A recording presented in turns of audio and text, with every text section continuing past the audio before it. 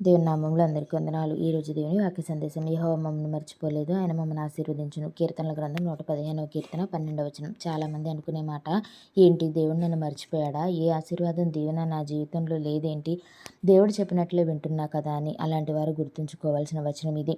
దేవుడు చెప్తున్న మాట, తల్లి మరచినా తండ్రి మరచినా నేను నిన్ను మరువను, నా అరచేతుల్లో నిన్ను చెక్కి ఉన్నాను. మీ పిల్లలకు మీరు గుడ్డు అడిగితే పాము ఇస్తారా? కాదు కదా. మీరే మీ బిడ్డల గురించి అంతలా ఆలోచిస్తే నేను మరి ఎక్కువగా మీ గురించి ఆలోచిస్తా కదా అని చెబుతున్నారు. నిజమే కదా అండి. మనమే మన పిల్లలకు మంచి ఈవులు ఇవ్వాలి అనుకుంటాం. ఒక్కొక్కసారి వారికి మంచిది కాదు, దీనివల్ల నష్టం వస్తుంది అనుకుంటే వారు ఏడ్చి మొత్తుకున్నా దాన్ని ఇవ్వం. అలాగే ఇంకొకసారి ఇది ఇప్పుడు ఇవ్వాల్సిన సమయం కాదు అనిపిస్తే సమయం వచ్చినప్పుడు ఇస్తాం. అలాగే దేవుడు కూడా తగిన సమయంలో మిమ్మల్ని దీవిస్తారు.